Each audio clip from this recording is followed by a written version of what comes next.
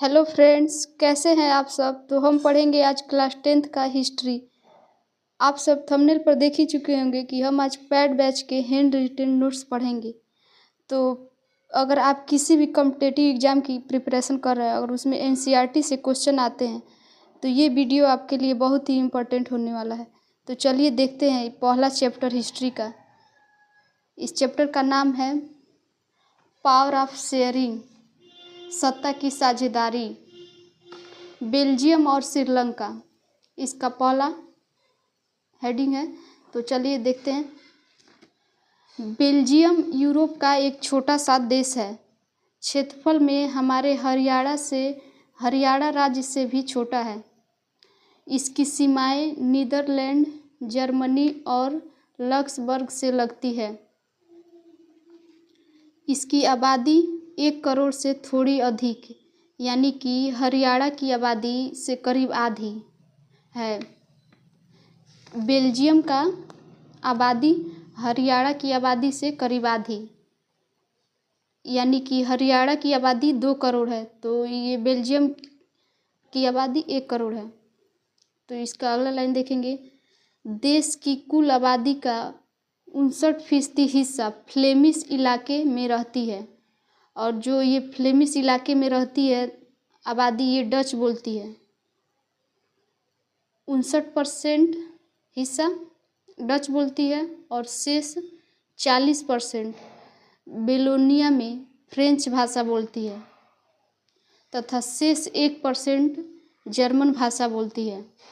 तो फ्रेंड, आप लोग समझ गए कि देश की कुल आबादी का 59% फ्लेमिश इलाके में रहती है और डच बोलती है, और शेष 40% बेलोनिया में फ्रेंच भाषा बोलती है, और शेष 1% जर्मन भाषा बोलती है।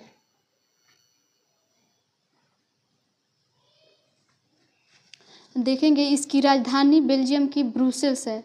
तो ब्रुसेल्स के 80% लोग फ्रेंच भाषा बोलते हैं, यानी कि जो राजधानी ब्रुसेल्स में जितने लोग रहते हैं तो वहाँ के परसेंटेज के हिसाब से वहाँ 80% लोग फ्रेंच बोलते हैं और 20% लोग डच बोलते हैं। तो अल्पसंख्यक फ्रेंच भाषी लोग तुलनात्मक रूप से ज़्यादा समृद्ध और ताकतवर रह रहे हैं।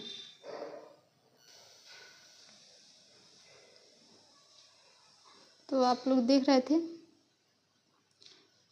कि राजधानी ब्रुसेल्स के 80% लोग फ्रेंच भाषा बोलते हैं और 20% लोग डच बोलते हैं। तो अल्पसंख्यक फ्रेंच भाषी लोग, जो मतलब फ्रेंच भाषा बोलते हैं, वह तुलनात्मक रूप से ज़्यादा समृद्ध ताकतवर रहे हैं। उसके बाद से अगला लाइन देखिएगा। बाद में जाकर आर्थिक विकास और शिक्षा लाभ पाने वाले डच भाषी लोग इस स्थिति से नाराजगी थी। मतलब कि जो डच भाषी लोग थे वह थोड़ा कमज़ोर थे, उनको शिक्षा उच्छा में सब, ये जो फ्रेंच लोग थे इनसे थोड़ा पीछे थे, इसलिए ये लोग नाराज़ थे कि हम लोग मतलब जनसंख्या के हिसाब से ज़्यादा हैं लेकिन हम लोग की स्थिति काफ़ी बदतर है फ्रेंच लोगों से। तो उसके बाद से अगला लाइन देखिएगा। 1950 ईस्वी और 1960 ईस्वी दशक में, दशक का मतलब 10 साल बाद, यानी कि 1960 है तो 1970 में फ्रेंच और डच बोलने वाले समूहों के बीच तनाव बढ़ने लगे। फ्रेंच और डच लोगों के बीच में तनाव इसलिए बढ़ा कि फ्रेंच लोग संख्या के हिसाब से कम हैं और ये लोग मतलब ज़्यादा समृद्ध हैं पैसे में, और डच लोग संख्या के हिसाब से ज़्यादा हैं लेकिन ये लोग थोड़ा इन सब से नीचे हैं, गरीब हैं, ज़्यादा ताकतवर नहीं है। तो इसलिए इन लोग के बीच में झगड़ा शुरू हो गया। इसका तीखा स्वरूप मतलब सबसे ज़्यादा इसका असर देखने को मिला ब्रुसेल्स में, इसकी राजधानी ब्रुसेल्स में।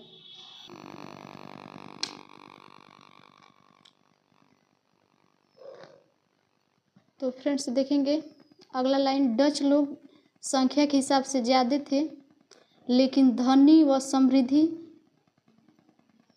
नहीं थे। ज़्यादा धन और समृद्ध फ्रेंच लोग थे और कमज़ोर और अल्पमत ये डच लोग थे, इसलिए इन लोग के बीच में तनाव बढ़ने लगा।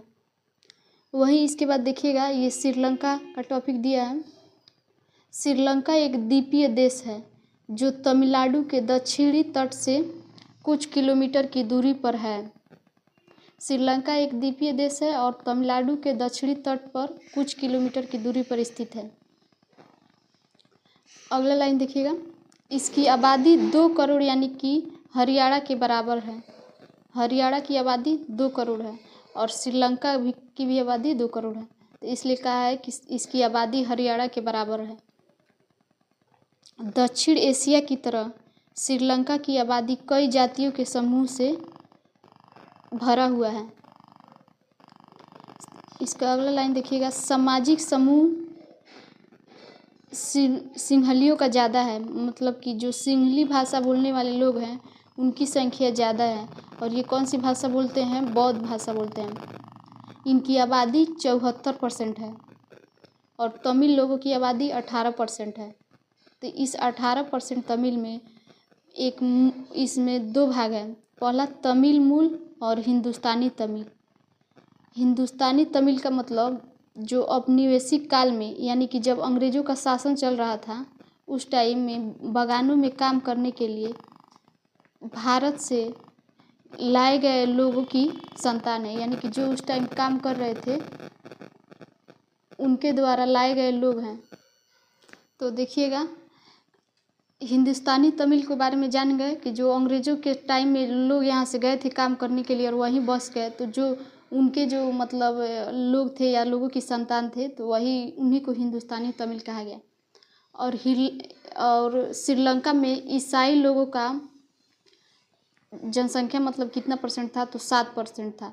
और ये लोग भाषा कौन सा बोलते थे? सिंहली और तमिल दोनों। इसमें मतलब जो लोग भाषा बोलते थे वो दोनों बोलते थे, सिंहली और तमिल। एक देखिएगा छोटे से बॉक्स में साइड में दिया रहता है, सबसे इम्पोर्टेंट रहता है, उसको ध्यान से देखिएगा। एथनिक या जातीय, ऐसा समूह जिसमें अपनी संस्कृति अलग मानते हैं। साझा आधारित संस्कृति पे ये लोग सामाजिक विभाजन रहता है। जातीय लोग ऐसे समूह को कहते हैं जिसमें वो लोग का संस्कृति अलग होता है और सामाजिक विभाजन भी। तो फिर देखिएगा आगे, श्रीलंका में बहुसंख्यकवाद। 1948 ईस्वी में श्रीलंका स्वतंत्र राष्ट्र बना। सिंहली समुदाय के नेताओं ने बहुसंख्यक के बल पर शासन प्रभुत्व जमाना चाहा, यानी कि सिंहली भाषा के लोग ये सोच रहे थे कि हम लोग की जनसंख्या ज़्यादा है तो हम लोग का प्रभुत्व स्थापित होना चाहिए।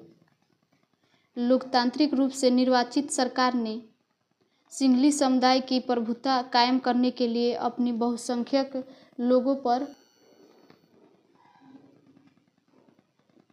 परस्ती के तहत कई कदम उठाए। 1956 ईस्वी में एक कानून बनाया गया जिसके तहत तमिल को दरकिनार कर सिंहली को एकमात्र राजभाषा घोषित कर दिया गया,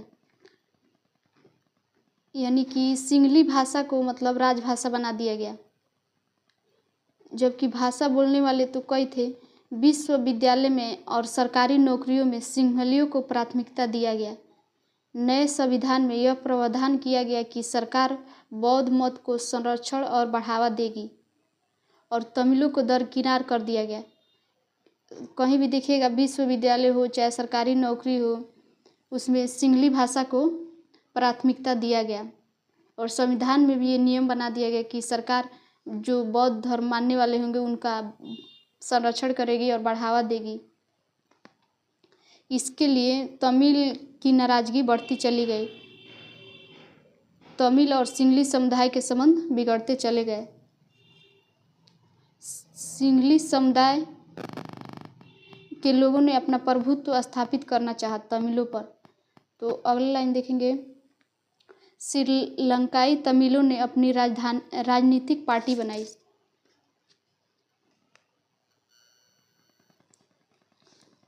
तमिल को राजभाषा बनाने और क्षेत्रीय स्वायत्तता हासिल करने तथा शिक्षा में समान अवसर की मांग को लेकर संघर्ष किया। तब तमिल लोगों ने भी इसलिए संघर्ष करना शुरू कर दिया कि हम लोग की भाषा भी राजभाषा बनाया जाए और क्षेत्रीय स्वायत्तता मिल जाए।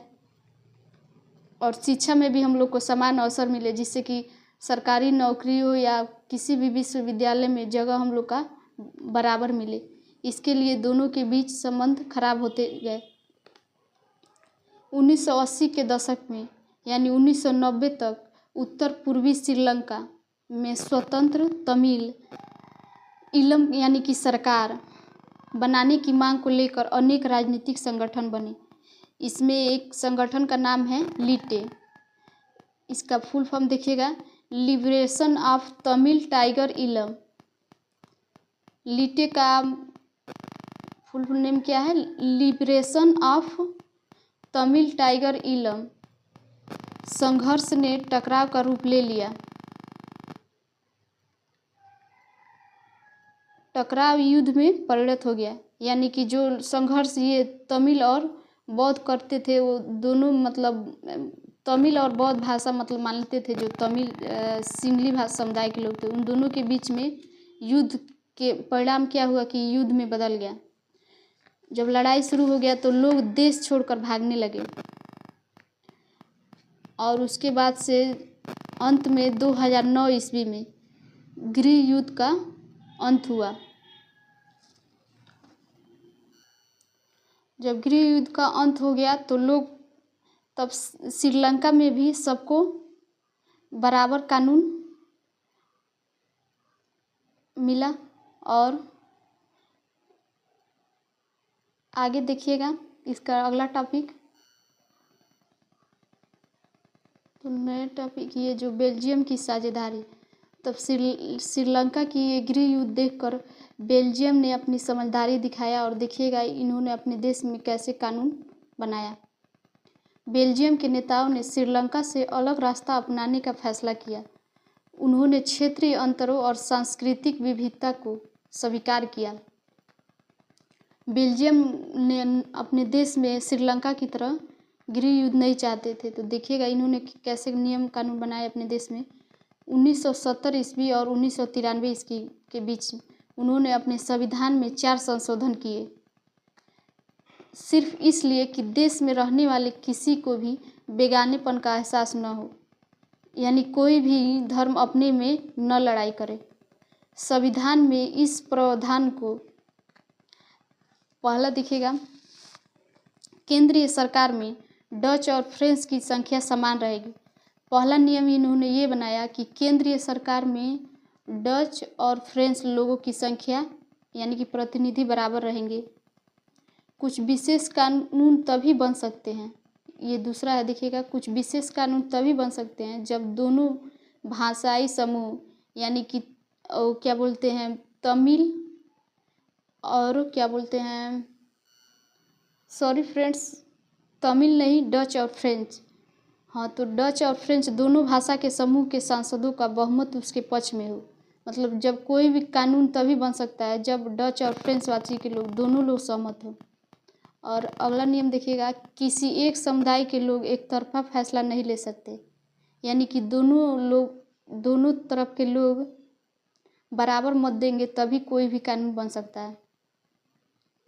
राज्य सरकार केंद्र सरकार के अधीन नहीं रहेगी। और अगला नियम देखिएगा, ब्रुसेल्स में अलग सरकार नहीं बनेगी, दोनों समुदाय का समान प्रतिनिधित्व है। फ्रेंच भाषी लोगों ने ब्रुसेल्स में समान प्रतिनिधित्व के इस प्रस्ताव को स्वीकार किया, क्योंकि डच भाषी लोग ने केंद्रीय सरकार का प्रतिनिधित्व स्वीकार किया। अगला देखिएगा, केंद्र और राज्य सरकार के अलावा सामुदायिक तीसरे सरकार की भी स्थापना की। सामुदायिक सरकार का चुनाव डच, फ्रेंच और जर्मन तीनों लोगों ने किया। यूरोपीय संघ को यूरोपीय देशों ने बनाया, तो ब्रुसेल्स उसका मुख्यालय चुना गया। और फिर आगे देखेंगे तो देखिएगा, ब्रुसेल्स बेल्जियम में स्थित यूरोपीय संसद, यानी कि जो यूरोपीय संसद है ब्रुसेल्स में स्थित है। अगला हेडिंग देखिएगा, सत्ता की साझेदारी क्यों जरूरी है। पहला, सत्ता का बंटवारा ठीक है क्योंकि इससे विभिन्न सामाजिक समूहों के बीच टकराव का अंदेशा कम हो जाता है। अगर हम लोग सत्ता का बंटवारा करेंगे तो हमारे देश में मतलब टकराव की स्थिति कम होगी। जैसे कि आपने देखा श्रीलंका में कैसे सिंगली समुदाय का वर्चस्व था, तो इसलिए तमिलों ने वहाँ उसका विरोध कर दिया। और वही बेल्जियम ने अपनी समझदारी दिखाकर सभी के बराबर बराबर प्रतिनिधित्व दे दिया, इससे कि वहाँ टकराव की स्थिति खत्म हो गई। तो इसलिए सत्ता का बंटवारा जरूरी है। सत्ता की साझेदारी दरअसल में लोकतंत्र की आत्मा है। लोकतंत्र के लिए मतलब सत्ता की साझेदारी बहुत जरूरी है। केंद्र को अपना शक्ति मिले, राज्य को अपना और सामुदायिक सरकार को अपना, तभी लोकतंत्र अच्छे से चल सकता है। इसलिए वैध सरकार वही है जिसमें अपनी भागीदारी के माध्यम से सभी समूह शासन व्यवस्था से जुड़ते हैं। अगर एक ही किसी को शासन दे दिया जाए तो वो तानाशाही की स्थिति में आ जाएगा। तो इसलिए लोकतंत्र में साझेदारी बहुत ज़रूरी है। जैसे अपने देश में है राज्य सरकार, केंद्र सरकार, राज्य सरकार और सामुदायिक सरकार, यानी कि जो ग्राम पंचायत है। दोनों तर्कों से एक को हम युक्तिपरक और दूसरे को नैतिक तर्क कह सकते हैं। अगला देखिए, युक्तिपरक या समझदारी का लाभ का तर्क है, जबकि नैतिक तर्क सत्ता के बंटवारे के महत्व को बताता है। तो युक्तिपरक या समझदारी का मतलब लाभ तर्क है, मतलब समझदारी और युक्तिपरक का तर्क देना लाभकारी है, जबकि नैतिक तर्क देना सत्ता के बंटवारे के लिए उसके महत्व को बताता है। इसका क्षैतिज वितरण देखेंगे, पहला विधायिका, दूसरा कार्यपालिका और तीसरा न्यायपालिका।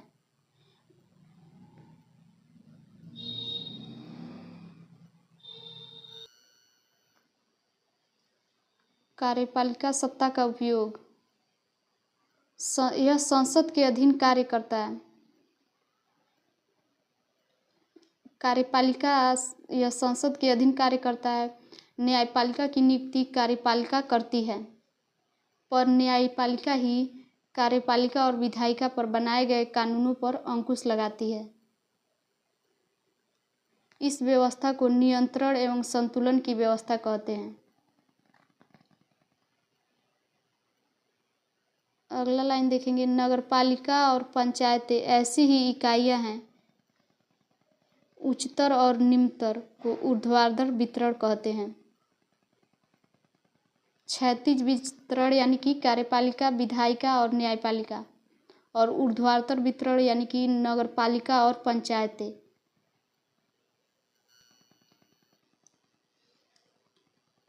बेल्जियम में सामुदायिक सरकार का एग्जाम्पल है।